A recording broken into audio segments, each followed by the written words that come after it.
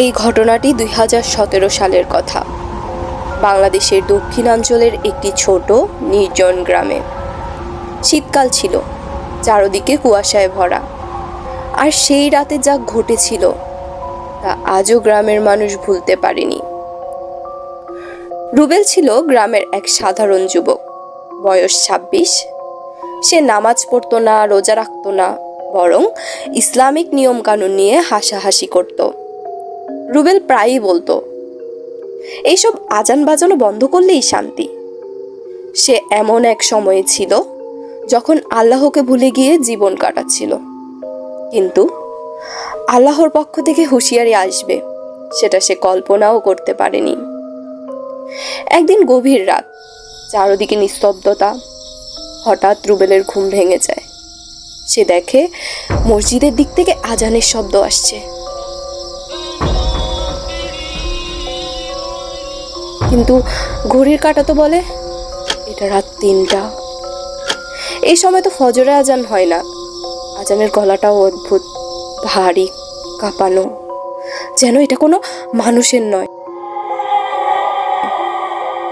সে জানলার দিকে তাকিয়ে দেখে দূরের মসজিদে আলো জ্বলছে, অথচ পুরো গ্রামে নীরবতা।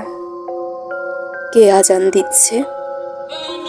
রুবেল ভয় পায়, কিন্তু ভাবে এটা হয়তো মনের ভুল, আবার ঘুমাতে যায়। দ্বিতীয় দিন ঠিক একই ঘটনা। রাত 3টার সময় আবার সেই আজান। এবার রুবেল সাহস করে বেরিয়ে পড়ে। হেঁটে চলে যায় মসজিদের দিকে। কিন্তু দরজার কাছে যেতেই একটা ঠান্ডা হাওয়া তার গায়ে লাগে। হঠাৎ তার চোখ অন্ধকার হয়ে আসে। সে পড়ে যায়, জ্ঞান হারায়। সকালে গ্রামবাসীরা দেখে রুবেল মসজিদের বারান্দায় অজ্ঞান হয়ে পড়ে আছে। কেউ বলে সে পাগলের মতো বলছিল, কে আজান দিচ্ছিল। মসজিদের ইমাম জানান, আগের রাতে মসজিদে তালা দেওয়া ছিল, কেউ ভিতরে ছিল না, তাহলে আজান দিল কে? পরিবার তখন এক হাফেজ সাহেবকে ডাকে। তিনি কুরআনের আয়াত পড়ে রুকিয়া করেন এবং বলেন, এই ছেলেটির উপরে জিনের প্রভাব এসেছে। রাত 3টা জিনদের সময়। সে নামাজ ছেড়েছিল এবং আল্লাহর আদেশকে উপহাস করেছিল। এই জন্য আল্লাহ তার কাছে একটি ভয়ঙ্কর সতর্কবার্তা পাঠিয়েছেন।